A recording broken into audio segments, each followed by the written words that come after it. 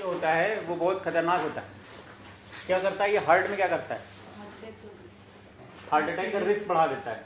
लेकिन हार्ट में एक और चीज़ करता है ये जो हार्ट हम लोग का जो एलवी है, ठीक है, तो ये एलवी क्या करता है कि अगर ये हाइपरटेंशन रहा, बीपी बढ़ा हुआ है, तो इसको क्या एक्स्ट्रा वो लगाना पड़ेगा, फोर्स लगाना पड़ेगा, तभी तो ब्लड यहाँ से निकल के ऊपर जाएगा। तो जब एक्स्ट्रा फोर्स लगाता है तो इसकी जो वॉल होती है वो हाइपरट्रॉफी हो जाती है, जिसे हम बोलते हैं कंसेंट्रिक एलवीएच। कंसेंट्रिक एलवीएच क्यों बोलते हैं? क्योंकि ये यूनिफॉर्म होती है, हर जगह सेम होती है। अगर ये यूनिफॉर्म ना हो, किसी एक स्पेसिफिक सेगमेंट में हो, मान लो यहाँ पे हाइपरट्रॉफी हो गई, यहाँ पे नहीं हुई, तो उसका एक दूसरा टर्म होता है, जिसको बोलते हैं एचओसीएम या एचसीएम, हाइपरट्रॉफिक कार्डियोमायोपैथी।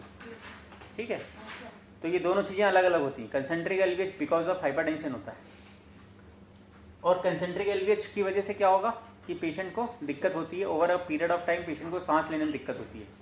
क्यों दिक्कत होती है कि इसकी एलवीएच होने की वजह से क्या होगा, इसकी कैविटी छोटी हो जाएगी। जब कैविटी छोटी हो जाएगी तो क्या होगा, उतना ब्लड फिल नहीं हो पाएगा इसमें, और जो इसके ऊपर वाला जो चैम्बर होगा उसको एलए को ज़्यादा प्रेशर लगाना पड़ेगा ब्लड को पुश करने के लिए इसमें, इस कैविटी में। ठीक है, तो ये किसका कॉम्प्लिकेशन है, LVH which lead to heart failure, जिसे हम बोलते हैं हाइपरटेंसिव हार्ट फेलियर, एचएचएफ।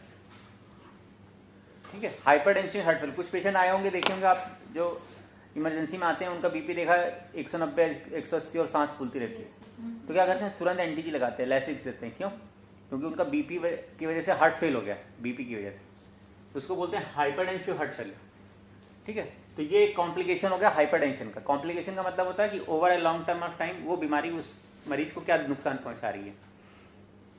ठीक है, दूसरा क्या कॉम्प्लिकेशन होगा, ब्रेन स्ट्रोक हो सकता है, जिसे हम बोलते हैं सीवीए।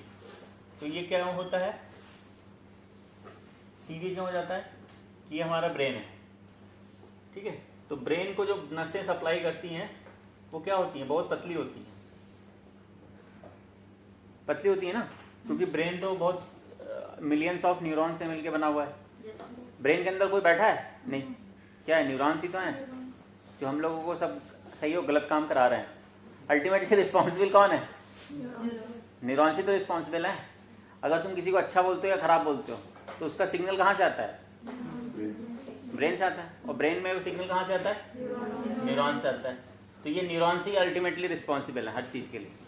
कोई आदमी इंटेलिजेंट है, बहुत पढ़ा लिखा है, सारे एग्जाम निकाल लेता है, फर्स्ट रैंक आ गया उसका यूपीएससी में, तो उसका कौन रिस्पॉन्सिबल है, न्यूरॉन्स।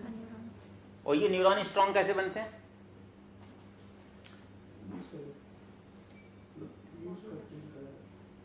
यूज करेंगे, कैसे यूज होगा ये,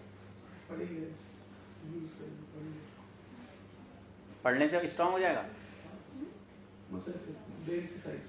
ये न्यूरॉन क्या होते हैं, ये आपस में इंटरकनेक्टेड होते हैं, ये इंटरकनेक्टेड होते हैं। एक न्यूरॉन का स्ट्रक्चर देखा है किसी ने, न्यूरॉन का स्ट्रक्चर कैसा होता है, एक ऐसा गोला होता है, ये ऐसे निकला होता है, इसमें से ऐसे ऐसे ये बटन निकले रहते हैं, है ना। तो ये जो बटन होते हैं इनको क्या बोलते हैं, डेंड्राइट, और ये क्या होता है, सोमा, है ना। ये डेंड्राइट का क्या काम होता है, ये दूसरे न्यूरॉन से कनेक्टेड रहता है। तो इस तरह क्या होता है कि ये एक न्यूरॉन मिलियंस ऑफ न्यूरॉन, मतलब थाउजेंड्स ऑफ न्यूरॉन से आपस में कनेक्टेड रहते हैं। तो ये जो न्यूरॉन्स का इंटरकनेक्शन है, ये interconnection he everything, each and everything ये डिसाइड करता है। इंटरकनेक्शन जितना ज्यादा ये स्ट्रॉन्ग इंटरकनेक्शन होगा, उतनी ज्यादा आपकी स्ट्रॉन्ग मेमोरी होगी, उतना ज्यादा आप लॉजिकल रीजनिंग कर पाएंगे, उतना ज्यादा लॉजिकल आप एक्सप्लेनेशन दे पाएंगे, उतना ज्यादा आप लॉजिकल डिसीजन कर पाएंगे अपनी लाइफ का, दूसरे की लाइफ का, सबका। क्यों? क्योंकि ये इंटरकनेक्शन, जैसे आपने एक पेशेंट देखा, एक आपके दिमाग में वो पेशेंट आया कि पेशेंट का बीपी बढ़ा हुआ था तो इसको ये देना पड़ा। अब नेक्स्ट टाइम अगर वही पेशेंट दोबारा से आप देखेंगे, सेम पेशेंट, तो क्या होगा कि ये वाला न्यूरॉन जो पहले बार जो देखा था वो न्यूरॉन फायर करेगा कि ये चीज़ हमें पहले भी थी। वही चीज़ आप अगर 100 बार करेंगे तो क्या होगा कि वो न्यूरॉन उतनी तेजी से फायर करेगा। इस न्यूरॉन के फायरिंग की रेट जो होती है ये डिपेंड करती है कि इसमें आपने कितनी बार इसका यूज़ किया है। क्यों? क्योंकि जो भी चीज़ हम करते हैं वो अल्टीमेटली कैसे डिसाइड होती है, वो जाके स्टोर किस फॉर्म में होती है, केमिकल के फॉर्म में स्टोर होती है, जिसे हम बोलते हैं केमिकल मैसेंजर। और वो केमिकल मैसेंजर कौन से होते हैं? वो एस्टाइल कोलिन, डोपामीन, ये सब होते हैं। तो जितने ज़्यादा बार आप उस चीज़ को यूज़ करेंगे उतना ज़्यादा वो केमिकल स्टोरेज उसमें बनेगा। और वो कौन बनाता है? वो कौन बनाता है केमिकल? एस्टाइल कोलिन या ये हमारे बॉडी के अंदर जो प्रोटीन सिंथेसिस होती है, सेल के अंदर जो प्रोटीन बनती है, वो प्रोटीन सिंथेसिस ही ये सब बनाती है अल्टीमेटली। तो वो प्रोटीन सिंथेसिस को कौन ट्रिगर करेगा? आप जब उसको रिपीटेड उसको इंस्ट्रक्शन देंगे तब वो मल्टीपल टाइम प्रोटीन सिंथेसिस होगी। और जितनी ज़्यादा प्रोटीन सिंथेसिस होगी, ये स्टोरेज में हो जाएगा, उतना इसके कम सिग्नल पे ही ये एक्टिवेट होने लगेगा। समझ गए? तो अल्टीमेटली क्या डिसाइड कर रहा है? Repetition of same thing. Vessels होती है ना, ये बहुत पतली पतली वेसल्स होती हैं, क्योंकि ये पतले पतले न्यूरॉन्स को ब्लड सप्लाई करनी होती है।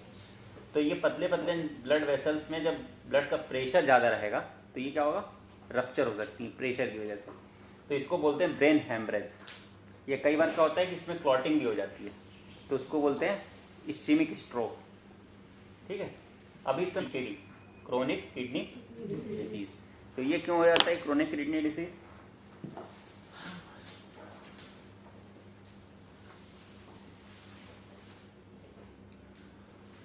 सीकेडी क्यों हो जाता है? रीनल आर्टरी और रीनल वेन पर प्रेशर पड़ता है, रीनल आर्टरी और वेन में प्रेशर पड़ता है और बहुत सारा कॉम्प्लेक्स प्रोसेस है इसका, उसकी वजह से किडनी खराब हो जाती है, सीकेडी हो जाता है। और क्या हो सकता है? पेशेंट होता है, कुछ पेशेंट को देखो दिखता नहीं, दिखना बंद हो जाता है, दिखना कम हो जाता है, उसको क्या बोलते हैं? रेटिनोपैथी। तो देखो इसमें भी क्या है, जहां जहां देखो पतली पतली नसें हैं वहां ज्यादा दिक्कत हो रही है। आंख में क्या होता है? बहुत माइनर है ना, तो जितनी माइनर होंगी उसमें क्या होगा? ज्यादा दिक्कत होगी। तो वो जो रेटिना की वेसल्स होती हैं, रेटिनोपैथी हो जाती है, उसमें क्या होगा? आ जाओ। रेटिनोपैथी की वजह से रेटिना ब्लरिंग होने लगेगी, विजन जो है लॉस हो जाएगा। तो तुम लोगों ने देखा भी होगा, इपिक्स्टेसिस करके पेशेंट आता है, नाक से खून निकल रहा है, आता है ना, उसका देखो कोई बीपी बढ़ा रहता है, इपिक्स्टेसिस बोलते हैं उसको, है ना।